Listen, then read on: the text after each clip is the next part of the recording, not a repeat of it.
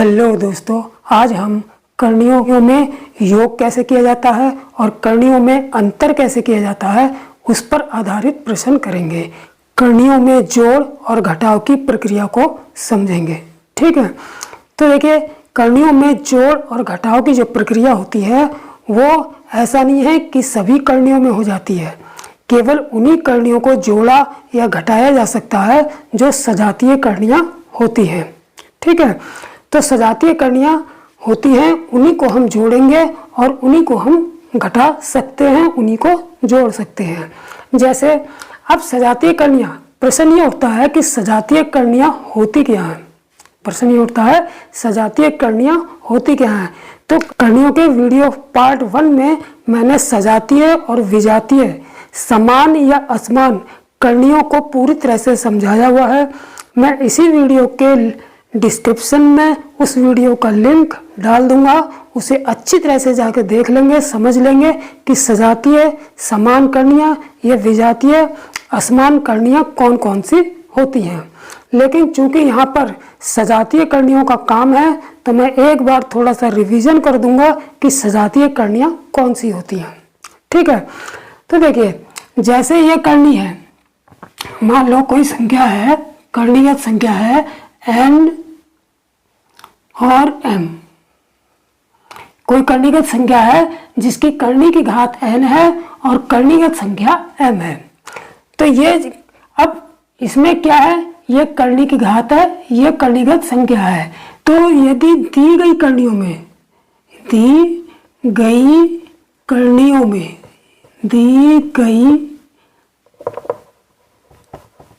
करणियों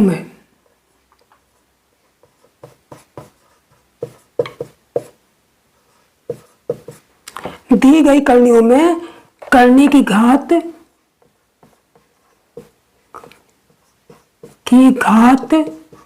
और करणीगत संख्या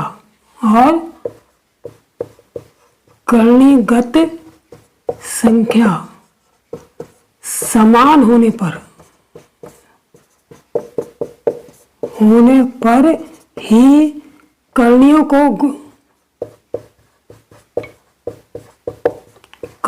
को जोड़ा या घटाया जा सकता है।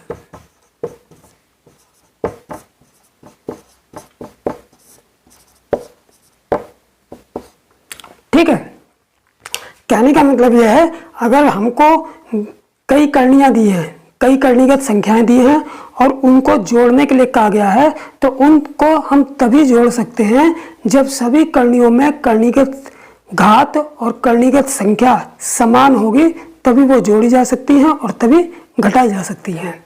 ठीक है, अब किसी भी करनी वाली संख्या में करणीगत घात कौन सी होती है और करणीगत संख्या कौन सी होती है, तो ये देख लेंगे। यहाँ पर संख्या लिखी जाएगी, अंडर रूट का चिन्ह आप लोग समझते हैं। यहाँ पर जो संख्या लिखी जाएगी, ये जो कहलाएगी n, जो कहलाएगा ये करनी की घात कहलाएगी, करनी की घात कहलाएगी।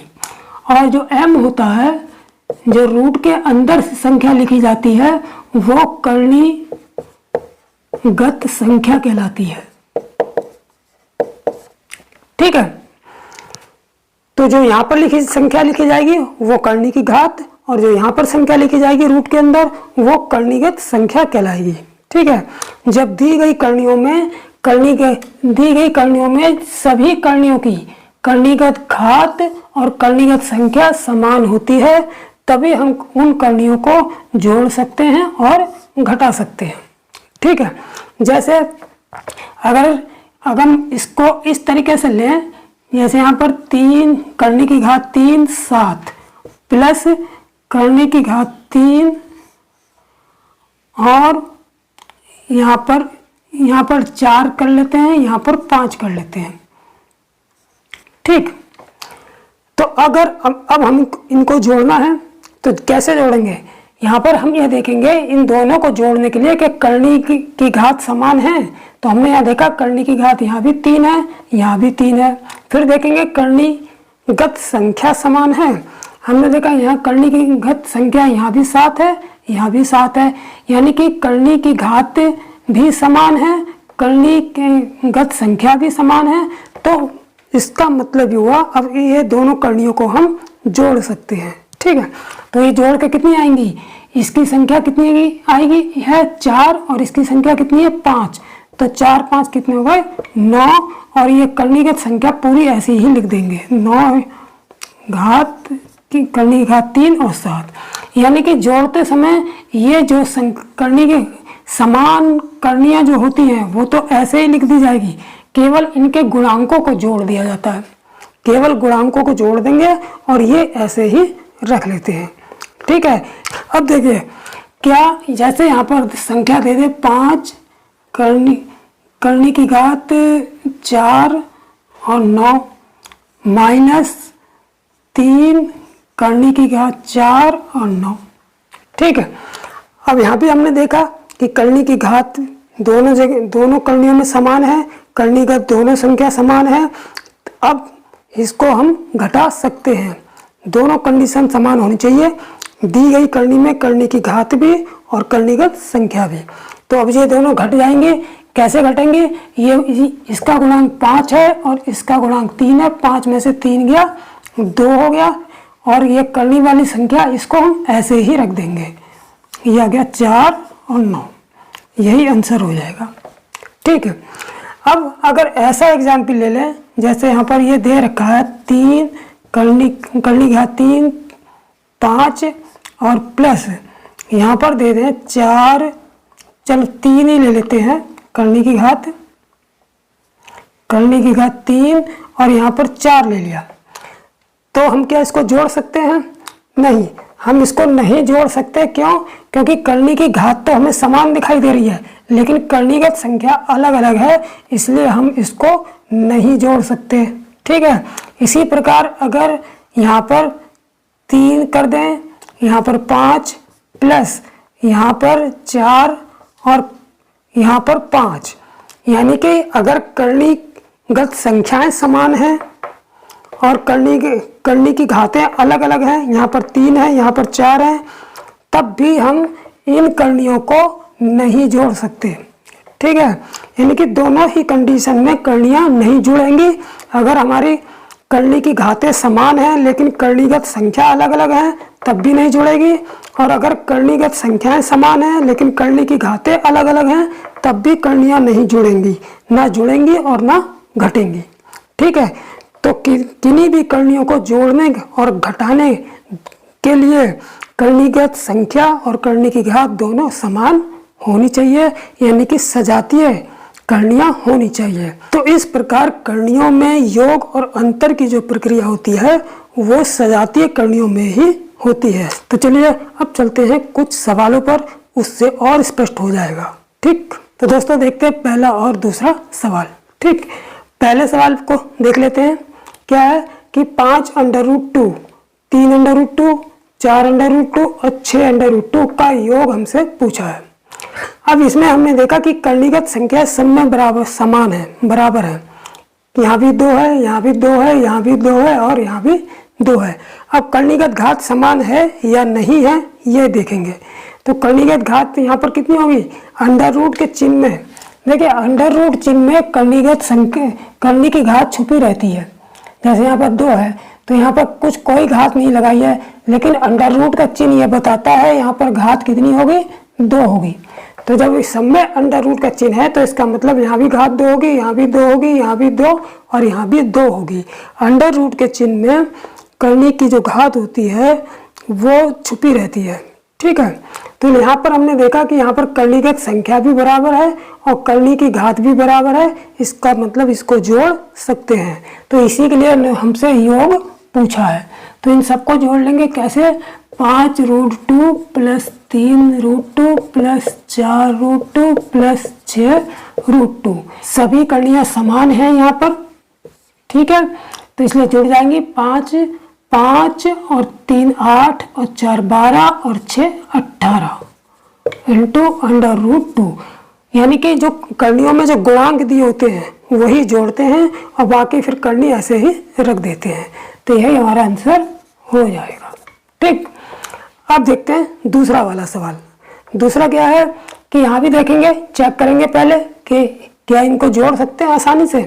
देखिए इसमें करनी की सभी करनी की घातें 3 दे रखी है, इसमें भी करनी की घात 3, करनी की घात 3, करनी की घात 3, करनी की घात 3, और करणीगत संख्या भी 7 7 7 7, यानी कि सभी संख्याओं में, सभी करणियों में करनी की घात भी समान है और करणीगत संख्या भी समान है, इसलिए ये सब जोड़ सकते हैं। तो जोड़ने पर क्या आएगा, 10 5 15 6 21 और 9 30, यानी कि 30 करने की घात 3 7, यही हमारा आंसर हो जाएगा। ठीक है, तो इस तरीके से जब भी दी गई करणियाँ में करनी की घात और करणीगत संख्या समान होती है तो उन करणियों को हम जोड़ भी सकते हैं और घटा भी सकते हैं। ठीक, अब चलते हैं अगले सवालों पर। तो दोस्तों देखते हैं अब सवाल नंबर 3। ठीक है, सवाल नंबर 3 में हमको विभिन्न करणियाँ दे रखी हैं। सवाल नंबर 3 में हमको विभिन्न करणियाँ दे रखी हैं और विभिन्न करणियों में उनके आगे निशान भी अलग अलग हैं। किसी के आगे प्लस का निशान है तो किसी के आगे माइनस का निशान है, यानी कि कुछ करणियाँ प्लस में दे रखी हैं, कुछ माइनस में दे रखी हैं और उन सभी को हल करना है। ठीक है, तो देखिए सबसे पहले हम ये देखेंगे कि जितनी भी सजातीय करणियाँ होती हैं, यानी कि जितनी सजातीय करणियाँ होती हैं, यानी कि जिनकी करनी की घात और करणीगत संख्या समान है, उनको हम इकट्ठा कर लेंगे। ठीक है, जैसे यहाँ पर क्या है, केवल √5 है, ये वाली करनी क्या है, केवल √5 है, तो √5 वाली जितनी भी करणियाँ हैं वो सब इकट्ठी कर लेंगे। तो ये √5 हो गया, ये 6 √5 हो गया, ये भी √5 वाली करनी है, ये भी √5 वाली करनी है और ये भी √5 वाली करनी है। ठीक है, यहाँ पर संख्या गलत लिख दी है, यहाँ पर 7 हुआ। ठीक है, तो ये भी √5 वाली करनी हो गई और ये भी √5 वाली करनी है। तो जितनी भी समान करणियाँ हैं वो पहले इकट्ठी कर लेंगे। ठीक है, तो √5 वाली एक ही जैसी करनी हो गई, सजातीय करनियाँ हो गई है, तो ये सब इकट्ठी कर लेंगे, यानी कि 3 √5 प्लस 6 √5 प्लस 7 √5 और -2 √5। तो एक जैसी यानी कि सजातीय करणियों को हमने इकट्ठा कर दिया, चाहे वो प्लस में है चाहे वो माइनस में है। ठीक है, अब उसके बाद कौन सी दूसरी करनी बचे, करनी की घात 4 और करणीगत संख्या 7, इस जैसी करनियाँ इकट्ठी करेंगे। तो एक ये 2 तो ये हो गई और 2 के बाद 7 ये हो गई। ठीक है, एक जैसी करनी है, देखो करनी की घात 4 यहाँ भी है, करनी की घात 4 यहाँ भी है, करनीगत संख्या 7 ये भी है, करनीगत 7 ये भी है, यानी कि दोनों सजातीय करनियाँ हुई। तो इस टाइप की करनियों को इकट्ठा कर लेंगे, ये और ये वाली भी देखिए करनी की घात 4 और 7 और ये भी करनी की घात 4 और 7, तो इनको हम इकट्ठा कर लेंगे। तो कितना आ गया, ये हो गया हमारा +2 करनी की घात 4 और 7 प्लस 7 करने की घात 4 7 और उसके बाद फिर आ गया हमारा +7 करने की घात 4 7 और -4 करने की घात 4 7। ठीक है, अब ये सजातीय करणियाँ ये आपस में सॉल्व होंगे और सजातीय करणियाँ ये और ये आपस में सॉल्व होंगे, यानी कि ये आपस में जुड़ेंगी और ये भी आपस में जुड़ेंगी घटेंगी क्योंकि सजातीय हैं, और ये भी आपस में जुड़ेंगी घटेंगी क्योंकि ये सजातीय है। लेकिन ये दोनों आपस में ना जुड़ेंगी ना घटेंगी क्योंकि ये इसकी करनी की घात और करणीगत संख्या अलग है और इसकी करनी की घात और करणीगत संख्या अलग है। ठीक है, तो इनको जोड़ लेते हैं, पहले प्लस वाली जोड़ लेते हैं, फिर माइनस कर देंगे उसमें से 3 6 9 7 16 और 16 में से 2 गए 14, यानी ये आ गया हमारा 14 √5। ठीक, अब इसको देख लेते हैं, यहाँ 2 और प्लस के 2 और 7 9 7 16, 16 में से 4 गए 12, यानी कि प्लस के 12 करने की घात 4 7, यही हमारा आंसर हो जाएगा। ठीक है। ज़्यादा ज़्यादा इसमें कॉमन ले सकते हैं। क्या कॉमन आ रहा है? जैसे यहाँ पर 12, यहाँ पर 14 है, तो हम यहाँ पर 2 कॉमन ले सकते हैं। तो यहाँ पर क्या बचेगा? 7 अंडर रूट 5, 2 सत्ते 14 प्लस 2 छिक 12, 6 करने की घात 4, 7। ये अगर नहीं भी कॉमन, अगर उसमें ऑप्शन में इस तरीके से आंसर दिया है तो कॉमन ले लेंगे, अगर इस तरीके से आंसर दिया है तो वहीं पर आंसर हो जाएगा। ठीक है। लेकिन अब हम इन दोनों करणियों को नहीं जोड़ सकते क्योंकि ये दोनों विजातीय करणियाँ हैं। इसकी करणीगत संख्या 5 है, इसकी 7 है, इसकी करनी की घात 2 है, इसकी करनी की घात 4 है। चूंकि दोनों चीज़ें अलग अलग हैं इसलिए ये विजातीय करणियाँ हुई, इसलिए ये नहीं ना जोड़ी जा सकती है ना घटाई जा सकती है। ठीक। तो इस सवाल से स्पष्ट हो गया होगा कि हमें किस तरह की करणियों को जोड़ना है आपस में और किस तरह की करणियों को आपस में घटाना है। ठीक। अब चलते हैं चौथे सवाल पर। तो दोस्तों अब देखते हैं सवाल नंबर 4। ठीक है। सवाल नंबर 4 में भी विभिन्न करणियाँ दे रखी हैं, कुछ प्लस में दे रखी हैं, कुछ माइनस में दे रखी हैं। उन्हें आपस में सॉल्व करना है। लेकिन सॉल्व करने के लिए हम किन किन करणियों को जोड़ेंगे आपस में? जो सजातीय होंगी उनको जोड़ेंगे, सजातीय वाली जोड़ी जाएंगी। ठीक है। तो सबसे पहले हम छांट लेंगे क्योंकि इसमें विभिन्न प्रकार की करणियाँ दे रखी हैं। तो जो ये सजातीय वाली करणियाँ हैं, एक जैसी करणियाँ, उनको अलग रखेंगे, एक साथ रखेंगे और अलग दूसरी टाइप की करणियों को अलग रखेंगे। ठीक। तो देखिए यहाँ पर क्या है, जैसे यहाँ पर रूट 5 वाली सबसे पहली करनी हमें रूट 5 में दे रखी है, तो रूट 5 वाली इकट्ठी कर लेंगे। एक ये और पहले 6 रूट 5, फिर दूसरी कौन सी है? रूट 5 ये भी है, तो माइनस 2 अंडर रूट 5, और फिर रूट 5 में कौन सी है? ये है, प्लस 3 अंडर रूट 5। ठीक है। और भी है? नहीं, अब नहीं है। ठीक। तो एक तो ये हो गई, ये एक जैसी हो गई है। ठीक है। सजातीय करणियों को इकट्ठा कर लिया। अब दूसरे टाइप की देखते हैं। यहाँ पर ये इसकी करनी की घात 3 है और करणीगत संख्या 4 है, तो इस टाइप की करणियों को इकट्ठा करेंगे। 1 2 तो ये हो गई, प्लस 2 करनी की घात 3 और 4, और इसके बाद ये हो गई 5 करनी की घात 3 4, तो प्लस 5 करनी की घात 3 4, उसके बाद करनी की घात 3 4 माइनस के 3 करनी की घात 3 4, यानी कि इस एक जैसी करणियाँ ये हो गई। तो एक जैसी करणियाँ, ये सजातीय करणियों को इकट्ठा कर लिया, ये सजातीय करणियों को इकट्ठा कर लिया। अभी और बची हैं एक जैसी, ये जिसकी करनी की घात 4 और करनी की घात संख्या 10 है, इस टाइप की करनी भी दे रखी है, तो इसको इकट्ठा कर लेंगे और इसको इकट्ठा कर लेंगे। तो प्लस 8 करनी की घात 4 10 और माइनस 2 करनी की घात 4 10, ये। ठीक है। तो जो जो सजातीय करणियाँ थी, हमको सजातीय और विजातीय सब मिलाकर दे दिया और हमसे जोड़ने के लिए कहा गया है। तो हमने सजातीय करणियों को सबको इकट्ठा कर लिया। ये सजातीय करणियाँ इकट्ठे कर ली, एक जैसी करणियाँ इकट्ठे कर ली, एक जैसी, क्योंकि एक जैसी करणियाँ यानी सजातीय करणियों को ही हम जोड़ सकते हैं। ठीक। तो अब इनको जोड़ लेंगे आपस में, घटा भी सकते हैं, जोड़ भी सकते हैं। तो यहाँ पर देखिए 6, ये 6 है, ये प्लस के 6 प्लस के 3 9 हो गया, 9 में से 2 गया 7, तो ये 7 अंडर रूट 5 हो गए। ठीक। अब इसके बाद इसको सॉल्व कर लेते हैं, करनी की घात 3 और 4 वाली करनी को। तो देखिए यहाँ प्लस के 5 प्लस के 2 7 और 7 में से 3 गया 4, यानी कि प्लस के 4 करनी की घात 3 और 4। मैंने क्या कहा था कि गुणांकों का जोड़ या घटाव करेंगे, बाकी करनी वाली संख्या वो ऐसी ऐसी आ जाएगी। ठीक है। तो अब इसको सॉल्व कर लेते हैं। ये 8 है, 8 में से 2 गया, प्लस के 6 और क्या करनी का है, करनी की घात 4 10। अब इसमें कुछ कॉमन भी नहीं आ रहा, तो यही हमारा आंसर हो जाएगा। ठीक है। तो इन सवालों को करने से बिल्कुल क्लियर हो गया है हमें किन करणियों को आपस में जोड़ना है और किन करणियों को आपस में घटाना है। ठीक है। अब चलते हैं अगले सवाल पर। तो दोस्तों अब देखते हैं 5वां सवाल। 5वां सवाल जब हम समझेंगे तो इससे थोड़ा बहुत जो भी डाउट होगा वो भी क्लियर हो जाएगा। ठीक है। तो देखते हैं 5वां सवाल। ठीक।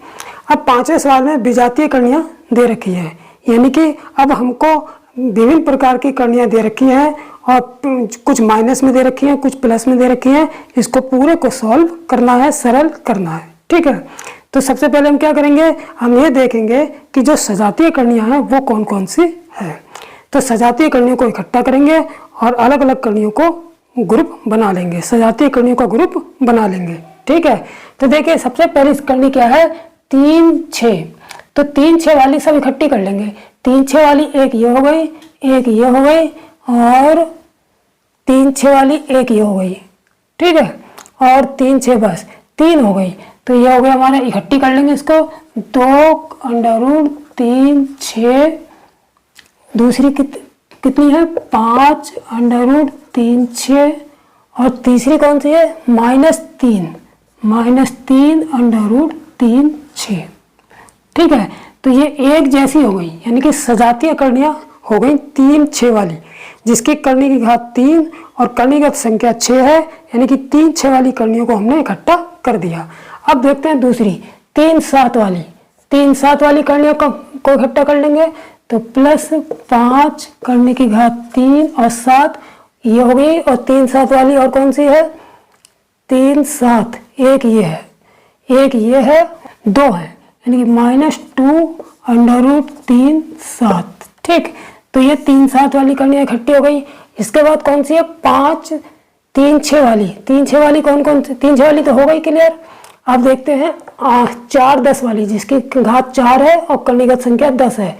तो 4 10 वाली कौन कौन सी है, एक तो 8 होगी, यानी कि प्लस के 8 करणी की घात 4 और 10, और 4 10 वाली ये हो गई, 2 माइनस के 2 करणी की घात 4 10, और कौन कहाँ पर है, बस ये 2 4 10 वाली भी 2 ही है।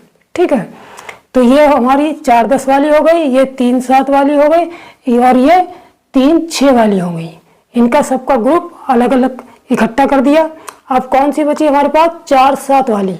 तो पहली 4 7 वाली एक ये है, एक ये है और एक ये है, तो इकट्ठी कर लेंगे। 5 + 5 √4 7 और +2 √4 7 और -3 √4 7। ठीक है, अब इसको हम जो है इसको सरल कर लेंगे, जोड़ घटा लेंगे। ठीक है, तो जब इसको जोड़ेंगे तो देखिए इसमें प्लस के 2, इसका गुणांकों को देखिए, गुणांकों को जोड़ा जाएगा। इसका गुणांक कितना है, 2, इसका गुणांक 5, इसका गुणांक 3 है। इनको जोड़ा जाएगा, 5 और 2 7, 7 में से 3 गया 4, यानी कि 4 √3 6। ठीक, ये सॉल्व हो गया। अब इसमें आ जाओ, 5, इसका गुणांक 5 है, इसका गुणांक 2 है, तो 5 में से 2 गया 3, यानी प्लस के 3, और ये क्या बचा हमारे पास, करणी का 3 7, यानी 3 6 वाली भी हल हो गई, 3 7 वाली भी हल हो गई। अब बचा 4 10 वाली, ये प्लस के 8 है, ये इसका गुणांक 8 है, इसका 2 है, तो 8 में से 2 गया प्लस का 6। ठीक है, 4 10, इसको ऐसे लिख लिया, ये भी सॉल्व हो गया। अब बचा 4 7 वाली। देखिए 4 7 वाली में प्लस के 5, प्लस के 2, प्लस के 7 हो गए, 5 2 7, और 7 में से 3 गया 4, यानी कि प्लस के 4 √4 7। अब हमको 3 6 वाली भी सॉल्व हो गई, 3 7 वाली भी सॉल्व हो गई, 4 10 वाली भी सॉल्व हो गई, और 4 7 वाली भी सॉल्व हो गई। यानी कि ये 4 प्रकार की करणियाँ हमको मिक्स करके दे रखी थी, जोड़ प्लस का और माइनस का निशान लगा के, और इनको जोड़ना था, आपस में सरल करना था। ठीक है, इसका मान बताना था। ठीक है, तो हमने सजातीय करणियों को, एक जैसी करणियों को इकट्ठा किया पहले, और उसके बाद आपस में इसको सिंप्लीफाई कर लिया। ठीक है, तो इस सवाल से ये स्पष्ट हो गया होगा, अच्छी तरह से समझ में आ गया होगा कि कौन सी करणियों को आपस में जोड़ा जाना चाहिए, कौन सी करणियों को आपस में घटाया जाना चाहिए। ठीक है, सजातीय करणियों में जोड़ या घटाव की प्रक्रिया होती है। ठीक है, तो ये सवाल परीक्षा में इस तरीके से नहीं आएगा, लेकिन मैंने इस तरीके से सवाल इसलिए बनाया जिससे किन करणियों में जोड़ या घटाव की प्रक्रिया होगी वो अच्छी तरह समझ में आ सके। ठीक है, तो इस तरीके से ये हो गया। अब क्या इनको आपस में जोड़ सकते हैं या घटा सकते हैं, ये एक बार देख लेते हैं। देखिए यहाँ पर इस करनी की घात 3, क्या ये हम इसमें ढूंढेंगे सजातीय करणियाँ। देखिए यहाँ पर करनी की घात 3 है, यहाँ पर भी 3 है, लेकिन करणीगत संख्या इसमें 6 है, इसमें 7 है। इसका मतलब जबकि दोनों समान होनी चाहिए, करनी की घात भी समान होनी चाहिए और करणीगत संख्या भी समान होनी चाहिए, लेकिन यह इसकी करनी की घात तो समान है लेकिन करणीगत संख्या समान नहीं है, इसलिए ये आपस में विजातीय है, इनको आपस में नहीं जोड़ सकते। ठीक है, देखिए इन दोनों में देखा, अब देख लीजिए इसमें और इसमें। देखिए इसमें करणीगत संख्या 7 है, इसकी भी करणीगत संख्या 7 है, लेकिन इसकी करनी की घात 3 है, लेकिन इसकी करनी की घात 4 है, तो ये भी आपस में ना जोड़ी जा सकती है ना घटाई जा सकती है, क्योंकि ये भी विजातीय हो गई। ठीक है, तो इस तरीके से ये क्लियर हो गया कि कौन सी करणियाँ सजातीय हैं और सजातीय करणियों को ही जोड़ा या घटाया जा सकता है। ठीक है, अब परीक्षाओं में सवाल किस तरीके से आते हैं वो देख लेते हैं, उसके कुछ उदाहरण कर लेते हैं। ठीक, तो दोस्तों अब देखते हैं छठा सवाल। छठा सवाल क्या है कि हमको ये संख्या दे रखी है, दो करणियों को आपस में घटा के ये पूरी एक संख्या दे रखी है और ये पूछा है, और ये वाली हमसे ये संख्या दे रखी है और हमसे पूछा है कि ये वाली संख्या से ये वाली संख्या कितना अधिक है। तो कैसे पता करेंगे? अगर हमसे कोई पूछ ले कि 10 से 20 कितना अधिक है, कितना अधिक है, अगर हमसे कोई पूछ ले 10 से 20 कितना अधिक है, यानी 20 जो है वो 10 से कितना अधिक है, तो हम क्या करते हैं कि इस वाली संख्या से जिसमें से पूछा जाता है 10 से 20 कितना अधिक है, 10 से 20 कितना, 20 के बाद कितना अधिक है, तो यानी कि इस वाली संख्या से ये वाली संख्या घटा देते हैं और पता चल जाता है कि इससे ये वाली संख्या इससे कितना अधिक है। तो यहाँ पर भी वही काम करेंगे, हमसे पूछा है कि ये वाली संख्या इतने से, यानी कि ये वाली इससे ये कितना अधिक है, तो यानी कि इसमें से हम इसको घटा देंगे। तो इसलिए ये वाली संख्या लिखेंगे 5√7 - 2√5, इसमें से हम माइनस कर देंगे किसको, इसमें से माइनस करेंगे ये वाली संख्या। ठीक है, तो -3√7 - 4√5।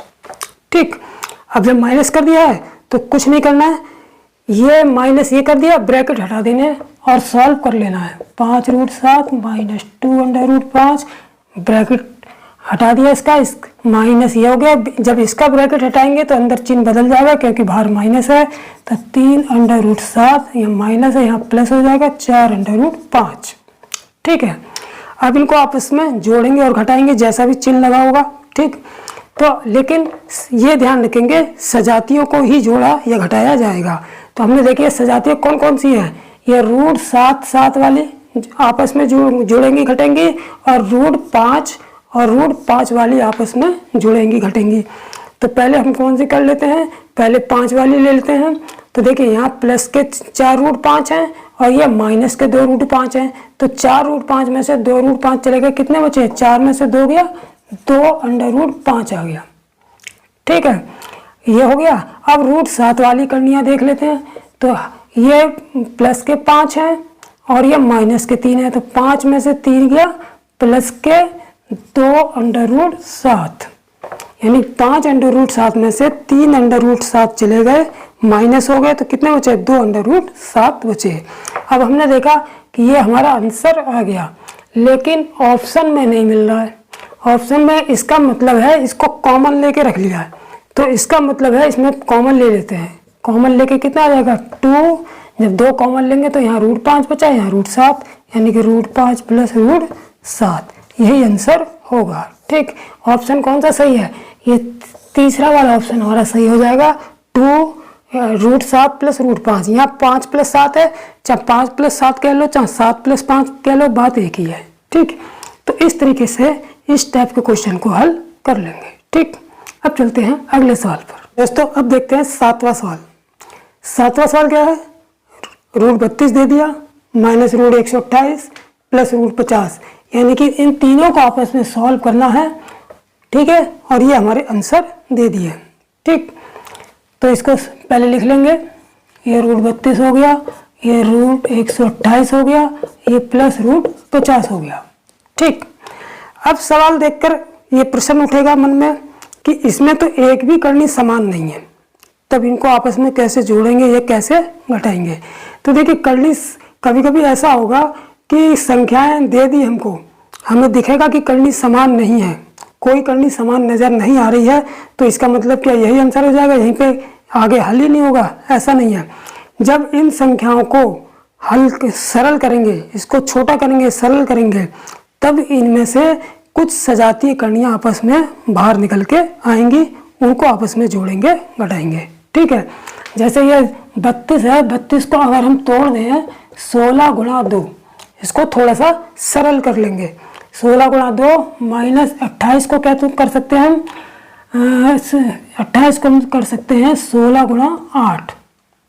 ठीक है, और प्लस 50 को लिख सकते हैं हम 25 × 2। ये हमने ऐसा क्यों किया है, क्योंकि यहाँ पर अंडर रूट का चिन्ह है, तो ऐसी संख्या में तोड़ दिया जिसका किसी एक संख्या का पूरा पूरा वर्गमूल निकल सके और उसको हम बाहर निकाल सकें। ठीक है, जैसे यहाँ 16 का ये वर्गमूल का चिन्ह है। ठीक है, 16 का पूरा पूरा वर्गमूल कितना हो जाएगा, 4 आएगा, तो हम ये 4 बाहर निकल गया, 4 √2 हो गया, माइनस ये भी 16 ये बाहर निकल गया। बल्कि मेरे हिसाब से ये 16 × 8 में नहीं बल्कि 64 दूनी में टूट जाएगा। ये इसको हम तोड़ सकते हैं 64 × 2, क्योंकि देखिए 2 चौक 8 और 2 छेक 12, तो छोटे से जितना ज़्यादा हम सरल कर सकते हैं उतना करेंगे।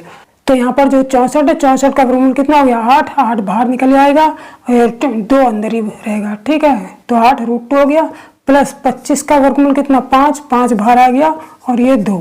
ठीक है, तो अब देखिए इसको सरल करने पर, छोटा करने पर क्या हुआ, हमें समान करणियाँ प्राप्त हो गई। तीनों जगह √2 और √2 है। इसका मतलब अब इन्हें आपस में हम जोड़ सकते हैं और घटा भी सकते हैं। ठीक है, तो ये प्लस प्लस वाली जोड़ ली, 4 √2 और 5 √2 कितना हो गए, 5 4 9 √2 और 9 में से 8 गया 1 बराबर 1 √2, यानी कि 1 √2। ठीक है, 1 को हम नहीं लिखते हैं तो सीधे √2 हो गया, और √2 का मान हमको दे रखा है 1.414, तो यही हमारा आंसर हो जाएगा। कौन सा ऑप्शन है, 1.414, ये डी वाला ऑप्शन सही हो जाएगा। ठीक, तो कभी भी सवाल इस तरीके से दे देंगे, लेकिन हमें दिखने में लगेगा कि ये करणियाँ जो है सजातीय नहीं है, सबके मान अलग अलग हैं, सबकी करणीय संख्या अलग अलग है, लेकिन ऐसा नहीं है। उसको जब सरल करेंगे तो उसमें समान यानी कि सजातीय करणियाँ भी हमको प्राप्त हो जाएंगी, उनको आपस में सॉल्व करेंगे। ठीक, अब चलते हैं अगले सवाल पर। तो प्यारे दोस्तों, अब देख लेते हैं 8वां सवाल। ठीक है, 8वां सवाल भी बिल्कुल 7वें की तरह है, उसमें भी अंडर रूट में संख्याएं दे रखी हैं और हमको √2 का मान भी दे रखा है और ये आंसर दे रखे हैं। ठीक, अब इनको भी उसी तरीके से क्या करेंगे, सरल करेंगे। पहले जितना हम छोटा कर सकते हैं उतना छोटा सरल करके करेंगे। ठीक, तो देखिए ये सबसे पहले से पूरा सवाल ही उतार लेते हैं या फिर सीधे सॉल्व करते हुए चलते हैं। ठीक है, तो देखिए √8 है, √8 को हम लिख सकते हैं 4 × 2 प्लस 2, √32 को हम क्या लिख सकते हैं 16 × 2, फिर इसको क्या लिखेंगे प्लस 4, √50 को लिख सकते हैं 25 × 2 माइनस 3 √। अब 128 को क्या लिखेंगे, वही 64 × 2, 2 चौक 8, 2 छेक 12। ठीक है, इसको सॉल्व कर लेंगे। 4 का बाहर निकल के आया कितना हो गया 2 √2, 4 का वर्गमूल बाहर निकल जाएगा 2। ठीक है, 2 बाहर आ गया, प्लस 16 का वर्गमूल कितना हो गया 4, जब 4 वर्गमूल आया 4 यहाँ पर निकल के आएगा, 4 की गुणा 2 में होगी, 4 दूनी 8 और ये 2 अंदर ही बचा रहेगा, प्लस 25 का 5 वर्गमूल हो गया 5 और बाहर 4 है तो 5 चौक 20 होगा और √2 बाहर अंदर ही रहेगा। ठीक है, माइनस यहाँ पर 64 का वर्गमूल 8 और 8 जब 8 बाहर निकल के आएगा तो 8 की गुणा 3 में होगी तो 8 3 24 और ये 2 अंदर ही रहेगा। ठीक, अब हमने देखा कि सब में √2 है, यहाँ भी करनी √2 है, यहाँ भी √2 है, यहाँ भी √2 और यहाँ भी √2। तो इसका मतलब आपस में सरल हो जाएगी, जो आपस में जुड़ भी जाएगी और घट भी जाएगी। तो यहाँ आपस में जोड़ घटा लेंगे, प्लस प्लस वाली जोड़ लेंगे और माइनस वाली घटा लेंगे। तो प्लस वाली कौन कौन सी हो गई? 2, इसकी एक तो 2, देखिए गुणांकों को जोड़ा या घटाया जाता है। तो देखिए 2 और 8 10, 10 और 20 कितना हो गए? 30, 20 और 8 28 और 2 30 हो गए, और 30 में से हम 24 घटा देंगे तो 6√2 आ जाएगा। ठीक, अब √2 की वैल्यू हमको दे रखी है इतनी, तो इसमें मान रख लेंगे 6 गुणा √2 की वैल्यू 1.414, 1.414। तो इसको गुणा करेंगे तो 6 चौक 24 की 4, 6 कम 6 और 2 8, 6 चौक 24 की 4, 6 कम 6 और 2 8, यानी कि 8.484 आ गया। तो कौन सा वाला ऑप्शन सही है? पहला वाला ऑप्शन हमारा सही हो जाएगा। ठीक, तो इस तरीके से एग्जाम में जब क्वेश्चन आएगा और तो हम इसको इस तरीके से सरल करेंगे। पहले सबसे छोटे से छोटा करेंगे, फिर जब हमारे सजातीय करणियाँ प्राप्त होंगी तो उसमें हम जोड़ या घटा लेंगे। ठीक, अब चलते हैं अगले सवाल पर। तो दोस्तों अब देखते हैं नवा सवाल। नवा सवाल में क्या है? जो भी संख्याएं दे रखी हैं करनी वाली, उसमें करनी की घात 3 दे रखी है, यहाँ करनी की घात 3 दे रखी है, यहाँ भी करनी की घात 3 दे रखी है, लेकिन करणीगत संख्या सब अलग अलग है। यहाँ 32 है, यहाँ 4 है, यहाँ 500 है। सरल करके हमें पता चल जाएगा कौन कौन सी करणीगत संख्या समान होंगी, उन्हीं को आपस में जोड़ेंगे या घटाएंगे। ठीक है, तो इसको सॉल्व करेंगे। तो लेकिन इस बात का ध्यान रखेंगे अब सॉल्व करते समय। ठीक है, जैसे अगर जब यहाँ पर वर्गमूल का चिन्ह था, यहाँ पर जब इस टाइप का चिन्ह लगा था तो इसका मतलब होता है वर्गमूल। तो इसके अंदर की संख्या के को हम इस तरीके से तोड़ते थे कि उस पर घात 2 आ जाए, क्योंकि जब घात 2 होगी तभी इसका वर्गमूल निकल के वो संख्या बाहर निकल जाएगी। अब यहाँ पर देख रहे हैं हम करनी की घात 3 है, यहाँ पर क्या है? करनी की घात 3। तो जो इसके अंदर संख्या होगी वो हम घात 3 में लिखेंगे। ऐसे टुकड़े करेंगे जिस पर घात 3 रहे, यानी कि ऐसे टुकड़े करेंगे जिस पर घात 3 रहे, तो घात 3 वाली संख्या हम बाहर निकाल सकते हैं। अगर करनी का चिन्ह यहाँ पर करनी की घात अगर यहाँ पर 3 है तो घात 3 वाली संख्या बाहर निकलेगी। करनी की घात अगर 2 है तो घात 2 वाली संख्या बाहर निकलेगी। अगर यहाँ पर करनी की घात 4 है तो अंदर वाली संख्या को इस तरीके से तोड़ेंगे कि उस पर घात 4 आ जाए, जिससे ये संख्या जो है हम बाहर निकाल सकते हैं। अगर इस संख्या को हम घात 4 लगा के कन्वर्ट कर लें इसको, तो इस तरीके से इसका मतलब समझ में आ गया होगा कि हमको यहाँ पर क्या करना है। यानी कि 32 को इस तरीके से लिखना है। देखिए 32 तो 2 की पावर में तोड़ सकते हैं। 2 दूनी 4, दूनी 8, दूनी 16, दूनी 32, यानी कि 2 की पावर कितनी? 5, यानी कि 2 की पावर 5 को हम लिख सकते हैं 2 की पावर 3, 8 चौक 32, तो 2 की पावर 3 गुणा 2 दूनी 4 दूनी 8 हो गया, और 4 ऐसे ही लिख दिया। ठीक है, क्योंकि यहाँ पर करनी की घात 3 थी, इसलिए हमने इसको एक संख्या को ऐसे तोड़ा जिसकी घात हम 3 ले सकें, जिससे वो बाहर निकल जाएगा, थोड़ा सरल हो जाएगा। ठीक है, फिर माइनस, ये तो सरल होगा नहीं, इसको ऐसे ही लिख लिया। फिर प्लस, अब 500 करने की घात 3, 500 को हम लिख सकते हैं 125 गुणा 4, 125 चौक 500 होगा, और 125 में 5 की घात 3 लिख सकते हैं। ठीक है, तो देखिए 2 हो गया, ये 2 यहाँ पर करने की घात 3 है, 2 की पावर भी 3 है, तो ये बाहर निकल के आ जाएगा। 2 क्या बचा? करने की घात 3, 4 माइनस, यहाँ पर इसको ऐसे ही लिखेंगे, ये सॉल्व नहीं होगा। 4 प्लस, ये देखिए 125 है। अब यहाँ पर करने की घात 3 है, इसका मतलब है कि यहाँ पर घनमूल निकाला जाएगा, तो 125 का घनमूल कितना हो जाएगा? 5 हो जाएगा।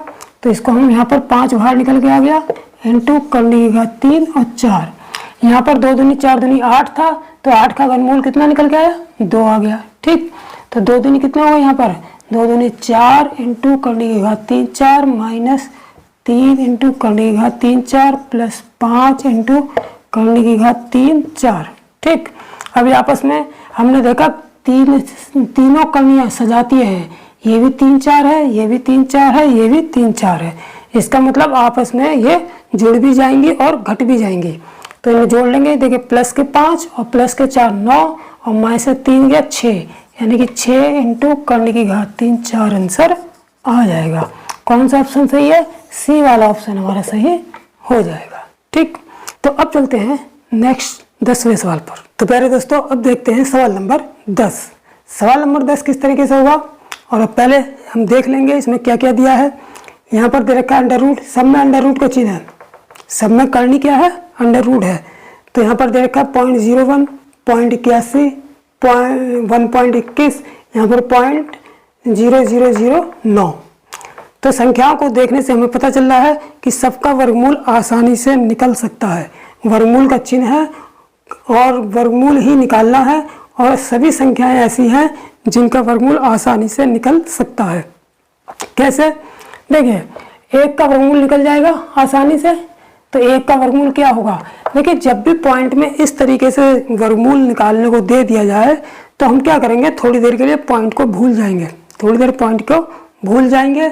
जैसे यहाँ पर 0.01 दे रखा है, तो मैं पॉइंट को थोड़ी देर के लिए भूल गया, तो मुझे केवल 1 नज़र आ रहा है। कितना नज़र आ रहा है? 1। तो 1 का वर्गमूल कितना हो गया? 1 का वर्गमूल 1 हो गया। अब कहेंगे कि पॉइंट कहाँ लगेगा? पॉइंट को तो भूल गए, 1 का वर्गमूल 1 आ गया, तो पॉइंट अब कहाँ लगाएंगे? देखिए, पॉइंट कहाँ पर लगाएंगे? हमने देखा यहाँ पर 2 के बाद पॉइंट है। कितने के बाद पॉइंट है? 2 के बाद। और निकालना क्या था? वर्गमूल।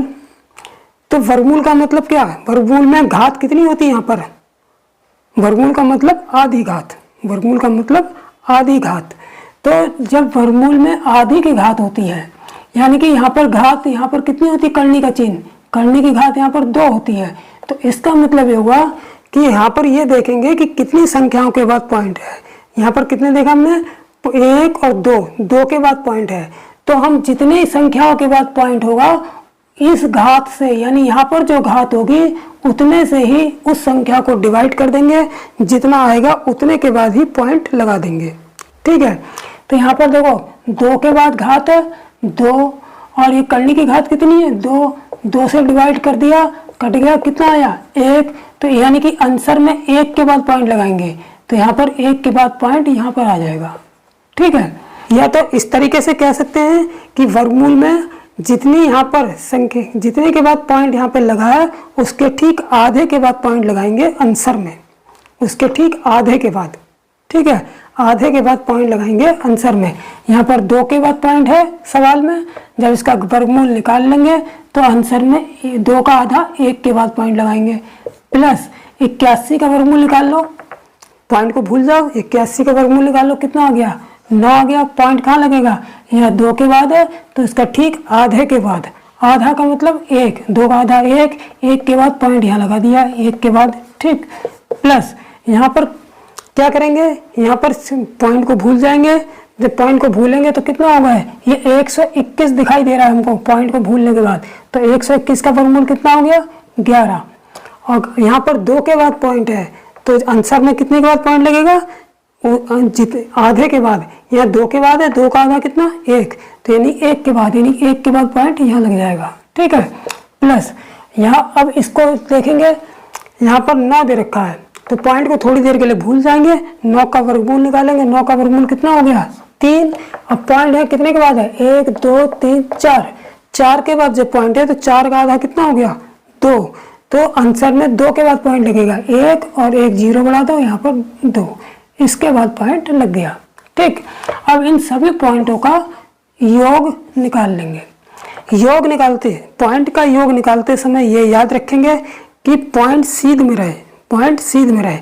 तो जैसे 0.1, फिर पॉइंट 0.9, फिर 1.1, 1.1। देखिए पॉइंट सीध में जा रहा है, सीध में चल रहा है। 0.03, 0.03, यहाँ पे 0 लगा लिया। तो देखिए पॉइंट सीध में है और संख्या भले इधर की उधर हो जाए कोई फर्क नहीं पड़ता। अब यहाँ पर कुछ नहीं है तो यहाँ पर 0 बढ़ा लेंगे और इनको जोड़ देंगे, तो 3 का 3 आ गया, 9 2 11 की 1, 1 और 1 2, यानी कि 2.13 आंसर आ गया। तो बी वाला आंसर हमारा सही हो जाएगा। ठीक है, तो ये सवाल अच्छी तरीके से समझ में आ गया होगा और पॉइंट को किस तरीके से एडजस्ट करेंगे ये भी समझ में आ गया होगा। ठीक, अब चलते हैं इस वीडियो के अंतिम सवाल पर। ठीक, तो प्यारे दोस्तों अब देख लेते हैं 11वां सवाल, इस वीडियो का अंतिम सवाल। ठीक है, अंतिम सवाल में देखिए क्या दे रखा है, यहाँ पर करने की घात 3 दे रखी है, इसका मतलब अंदर वाली संख्या का क्या निकलेगा, घनमूल निकलेगा। ठीक है, यहाँ पर करने की घात कुछ भी नहीं दे रखी है, छुपा रखी है, हिडन है, तो इसका मतलब यह है कि इसका वर्गमूल निकलेगा। जब भी करनी में घात छुपी हुई होगी, हिडन होगी, इसका मतलब वहाँ वर्गमूल का चिन्ह है, वर्गमूल निकाला जाएगा। ठीक, तो देखिए अब मैंने बताया था कि जब भी इस तरीके से संख्याएं दी होंगी पॉइंट में, तो पॉइंट को थोड़ी देर भूल जाएंगे और जो हमसे कहा है वो करेंगे। ठीक है, तो हम थोड़ी देर के लिए पॉइंट को भूल गए और जब पॉइंट को भूल गए तो हमें यहाँ पर क्या नज़र आ रहा है, केवल 125 नज़र आ रहा है, बाकी कुछ नहीं नज़र आ रहा। केवल 125 नज़र आएगा, बाकी कुछ नज़र नहीं आ रहा है क्योंकि हम पॉइंट को भूल गए हैं। ठीक है, और हमसे कह रहा है, ये हमसे कह रहा है इसका घनमूल निकाल दो, यही तो कह रहा है। ये घात 3 बता रही है, करने की घात 3 बता रही है कि ये कह रही है हमसे कि भाई 125 का घनमूल बताओ। तो हम यही काम करेंगे, पॉइंट को भूल जाएंगे, ये करने की घात देखेंगे और ये संख्या देखेंगे और इसके अनुसार काम करेंगे। तो 125 का घनमूल कितना होगा, 125 का घनमूल 5 हो जाएगा। 5 पंजे 25, पंजे 125। ठीक, अब आगे पॉइंट लगाने के बाद संख्या के अंदर मैंने बताया था इससे पीछे वाले सवाल में कि पॉइंट कैसे लगाएंगे, कि सबसे पहले जो क्वेश्चन में कितनी संख्याओं के बाद पॉइंट लगा है वो निकालेंगे। हमने देखा कितनी संख्या के बाद पॉइंट लगा है, 1 2 3 4 5 6 7 8 9। कितनी संख्याओं के बाद पॉइंट लगा है, 9 संख्याओं के बाद पॉइंट लगा है। ठीक है, अब जितनी करने की घात लगी होगी यहाँ पर, उस घात से इस संख्या को डिवाइड करेंगे। तो यहाँ पर 9 को 3 से डिवाइड कर दो, करने की घात 3 है, 3 तिया 9, कट गया, कितना आ गया 3। जो भागफल आएगा कट के उतनी ही संख्याओं के बाद पॉइंट लगेगा आंसर में। तो यहाँ पर 3 आया कट के, 3 तिया 9, 3 आया, तो इसका मतलब जो आंसर आया है इसमें 3 के बाद ही पॉइंट लगाएंगे।